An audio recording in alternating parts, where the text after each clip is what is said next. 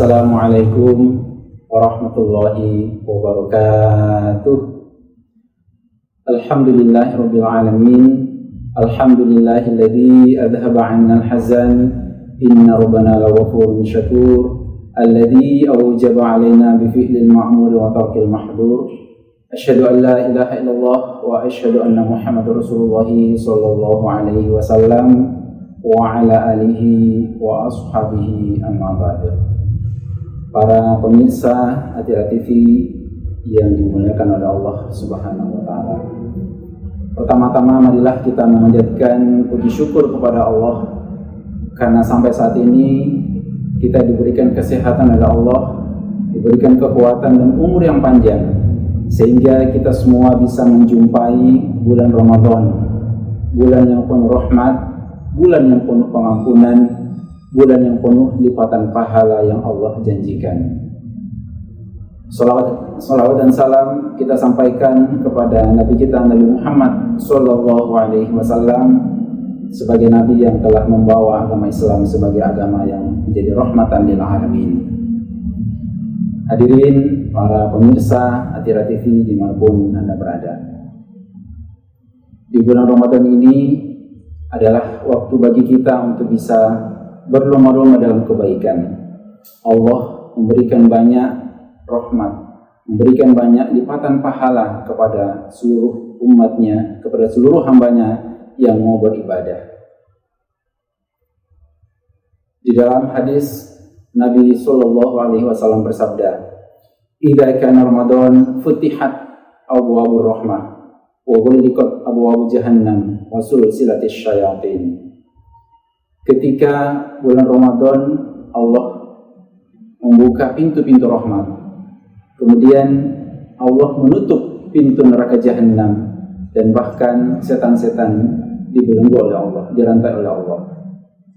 Artinya apa? Di bulan Ramadan ini Allah memberikan kesempatan yang seluas-luasnya kepada seluruh umat muslim untuk berlomba-lomba, berbuat baik, beramal soleh, mengumpulkan pahala yang setinggi-tingginya. Maka takutlah kita pada bulan Ramadan, karena di bulan Ramadan ini Allah, selain Allah memberikan lipatan rahmat, memberikan lipatan pahala, juga Allah melipat gandakan dosa bagi orang yang melakukan perbuatan dosa. Nabi bersabda, takutlah kalian pada bulan Ramadan, karena semua kebaikan yang dikerjakan di bulan Ramadan akan dilipat gandakan oleh Allah. Demikian halnya kejelekan juga Allah akan melipat gandakannya. Untuk itu ada beberapa amalan yang perlu kita laksanakan untuk bisa sukses di dalam bulan Ramadan. Yang pertama adalah kita supaya bisa menyukseskan puasa Ramadan. Hadirin wal hadirat para pemirsa Atira TV yang dimuliakan oleh Allah, di mana puasa Ramadan adalah salah satu kewajiban dari Allah. Di dalam Al-Quran Allah berfirman, "Ya ayyuhalladzina amanu kutiba alaikumussyiyam kama kutiba alal ladzina min qablikum la'allakum tattaqun." Wahai orang-orang yang beriman, telah diwajibkan kepada kalian berpuasa sebagaimana telah diwajibkan kepada orang-orang sebelum kalian, agar kamu sekalian menjadi orang-orang yang bertakwa. Di mana kewajiban atau praktek melaksanakan puasa antara umat Islam di zaman ini, di saat ini, dengan orang-orang di zaman dahulu tentu berbeda. Di zaman dahulu waktu berpuasanya lebih lama, berbuka ketika matahari terbenam, kemudian sampai Isya, setelah Isya lanjut lagi berpuasa. Untuk umatnya Nabi Muhammad Allah memberikan keringanan, yaitu berpuasa sejak atau sebelum terbitnya fajar sampai terbenamnya matahari, dan di waktu malam kita boleh makan dan boleh minum. Maka marilah kita menyukseskan puasa kita. Hal-hal yang kemudian membuat puasa kita batal atau membuat puasa kita tidak diberikan pahala oleh Allah, supaya kita jauhi sejauh-jauhnya. Hal-hal yang membuat puasa kita batal, tentu yang pertama makan dan minum dengan sengaja, kemudian berhubungan suami istri di siang hari di bulan Ramadan. Maka barang siapa yang kemudian berhubungan suami istri dengan sengaja di bulan Ramadan, maka dia harus membayar dendanya, yaitu mengganti puasa di hari yang lain. Dijelaskan di dalam hadis kisahnya seorang laki-laki, seorang rajul yang kemudian menghadap kepada Nabi. "Wahai Nabi, celaka saya wahai Nabi." Kemudian Nabi Muhammad bertanya, "Wahai rajul, apa yang terjadi kepadamu?" "Saya berhubungan dengan istri saya di siang hari bulan Ramadan wahai Nabi." Kemudian Nabi bertanya, "Wahai rajul, apakah engkau mampu memerdekakan satu orang budak?" Kemudian si rajul berkata, "Wahai Nabi, saya tidak mampu untuk memerdekakan budak." Kemudian Nabi Muhammad bertanya lagi kepada rajul, "Wahai rajul, apakah engkau mampu puasa 2 bulan berturut-turut?" Kemudian rajul itu menjawab, "Wahai Nabi, saya tidak mampu untuk berpuasa 2 bulan berturut-turut." Kemudian Nabi bertanya lagi, "Apakah engkau mampu memberi makan 60 orang miskin?" Kemudian rajul berkata, "Wahai Nabi, tidak ada orang di 2 tanah lapangnya Madinah yang lebih miskin kecuali saya." Jadi kesimpulannya bahwa orang yang melakukan hubungan suami istri dengan sengaja di siang hari di bulan Ramadan, maka dia memerdekakan budak. Kalau tidak mampu, maka dia berpuasa 2 bulan berturut-turut, dan bila tidak mampu maka dia memberikan makan 60 orang miskin setiap harinya. Sebelum kita berpuasa atau di malam hari, tentu kita harus berniat puasa. Yang membedakan antara puasa Ramadan dengan puasa sunnah adalah orang yang berpuasa Ramadan harus berniat di malam harinya. Adapun puasa sunnah boleh berniat di pagi harinya. Kemudian disunnahkan kepada kita untuk bisa sahur. Nabi bersabda, "Tasahharu fa inna fis sahuri barakatan." Sahurlah kalian karena di dalam sahur ada barokah. Banyak kebaikan-kebaikan yang bisa kita peroleh dengan adanya kita makan sahur. Kemudian beberapa larangan-larangan atau hal-hal yang perlu kita jauhi selama kita berpuasa.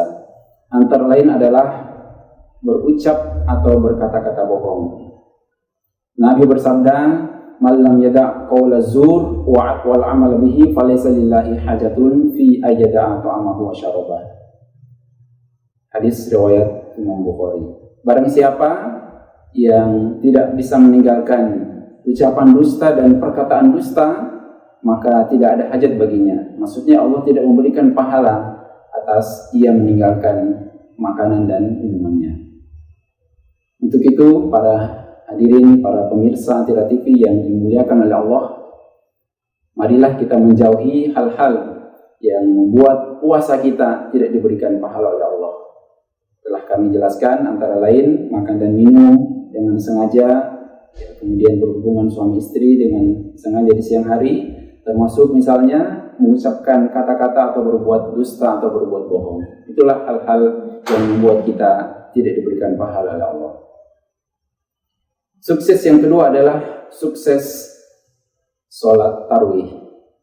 Di malam hari di bulan Ramadan, seluruh umat Islam melaksanakan sholat sunnah yang disebut dengan sholat tarawih. Barang siapa yang bisa melaksanakan sholat tarawih selama bulan Ramadan, maka Allah akan menghapus dosa-dosanya yang telah lewat. Nabi bersabda, "Man qama Ramadan imanan wa ihtisaban ghufira lahu ma taqaddama min dhanbi." Barang siapa yang berdiri sholat di bulan Ramadan dilandasi karena iman dan ingin mencari pahala, maka Allah akan mengampuni dosa-dosa yang telah lewat. Di mana sholat malam adalah salah satu kebiasaannya orang-orang solih di zaman dahulu, dan sebagai pendekat antara seorang hamba dengan Tuhannya. Bila kita ingin dekat dengan Allah, maka perbanyaklah dan membiasakanlah sholat malam. Sholat malam juga menjadi ladang, menjadi cara bagi kita untuk bisa menghapus dosa-dosa. Dengan adanya kita bisa melaksanakan sholat malam, maka Allah akan melebur, Allah akan menghapus dosa-dosa yang kita laksanakan. Yang ketiga adalah sukses tadarus Al-Quran. Para hadirin, para pemirsa Atira TV yang menyaksikan tayangan ini dimanapun Anda berada. Di bulan Ramadan, Allah melipat gandakan semua kebaikan. Kullu amali ibni Adam yudha'afu al-hasanatu bi asyri amthaliha ila sab'ina dhifin ila masya Allah. Illa shaum fa innahu li wa ana ajzi bih. Setiap amalannya anak Adam Allah lipat gandakan. Satu kebaikan dilipat gandakan menjadi 10 bahkan sampai 700. Illa shaum, kecuali puasa. Allah berfirman, fa innahu li wa ana ajzi bih. Maka sesungguhnya puasa bagiku dan aku akan membalas pada orang yang berpuasa. Nah, di samping berpuasa, amalan yang bisa kita laksanakan selama bulan Ramadan adalah tadarus Al-Quran. Di luar bulan Ramadan, Allah memberikan kita balasan 1 huruf. Allah ganjar dengan 10 kebaikan. Al-hasanatu bi asyri amthaliha. Man qara'a harfan min kitabillah falahu bihi hasanatun. Nabi bersabda, barang siapa yang membaca Al-Quran 1 huruf dari Al-Quran, maka Allah memberikan kepadanya 10 kebaikan. La aqulu alif lam mim harfun, walakin alifun harfun, walamun harfun, wa mimun harfun. Nabi bersabda, aku tidak mengatakan alif lam mim adalah 1 huruf, tetapi alif 1 huruf, lam 1 huruf, dan mim 1 huruf. Itulah pahala di luar bulan Ramadan. Adapun bila kita membaca Al-Quran, tadarus Al-Quran di bulan Ramadan, maka pahala yang Allah janjikan tentu lebih besar lagi, lebih tinggi lagi.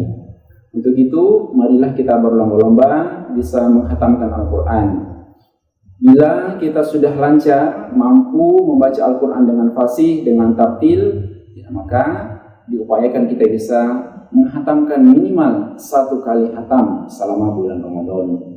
Adapun bagi kita yang belum lancar dalam membaca Al-Quran, marilah di bulan Ramadan ini kita mempersungguh dalam belajar Al-Quran.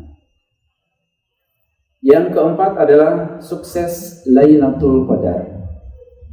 Insya Allah ke depan di 20 malam terakhir, bila kita umur panjang, ya, kita akan menjumpai atau menemui yang namanya Lailatul Qadar. Bila kita bersungguh-sungguh beribadah di 10 malam akhir di bulan Ramadan, di mana pahala yang Allah janjikan, yaitu barang siapa yang bisa beribadah bertepatan dengan turunnya Lailatul Qadar, maka Allah akan memberikan pahala kepadanya, yaitu beribadah selama 1000 bulan. Dikisahkan di zaman dahulu, di zaman Bani Israel, ada 4 orang yang diceritakan oleh Nabi, yaitu Nabi Iskil, kemudian Yusa bin Nun, Nabi Ayub, yang beribadah selama 80 tahun, tidak pernah berbuat maksiat sekejap mata pun. Hal itu kemudian membuat terheran-heran para sahabat terheran-heran atas kisahnya 4 orang tersebut. Kemudian Allah menurunkan surah Al-Qadar. Inna anzalnahu fi lailatul qadar. Lailatul qadri khairum min alfi syahr. Sesungguhnya kami menurunkan surah Lailatul Qadar, atau malam di mana Allah menurunkan qadarnya makhluk untuk 1 tahun ke depan. Barang siapa yang bisa beribadah di malam Lailatul Qadar, maka pahalanya adalah lebih baik daripada 1000 bulan yang kita lakukan, atau kurang lebih 83 tahun. Untuk itu, muslimin dan muslimat yang dimuliakan oleh Allah, di 10 malam terakhir marilah kita bersungguh-sungguh mencari Lailatul Qadar. Adapun mencari Lailatul Qadar itu bisa dilaksanakan, bisa dicari di mana saja. Adapun bersamaan dengan Lailatul Qadar, ada yang namanya kita bisa beribadah iktikaf, ya.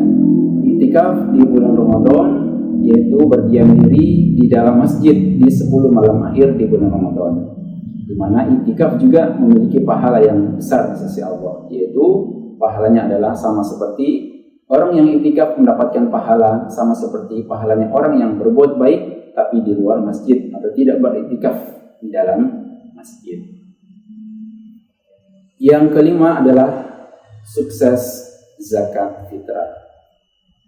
Sebelum kita memasuki hari raya Idul Fitri, maka diwajibkan kepada semua umat muslim, baik itu laki-laki, perempuan, bahkan anak-anak, orang dewasa, laki-laki, perempuan, bahkan budak maupun orang merdeka diwajibkan oleh Allah untuk bisa menunaikan zakat fitrah.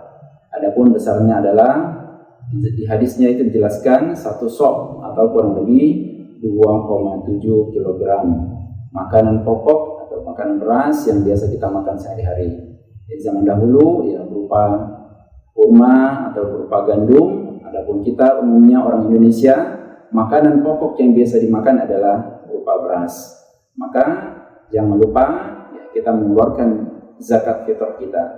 Zakat fitrah dikeluarkan ya, sebelum umat muslim menunaikan ya, sholat Idul Fitri. Karena barang siapa yang terlambat menunaikan zakat fitrah setelah sholat Idul Fitri barulah dikeluarkan, maka itu dihitung sebagai sedekah yang biasa.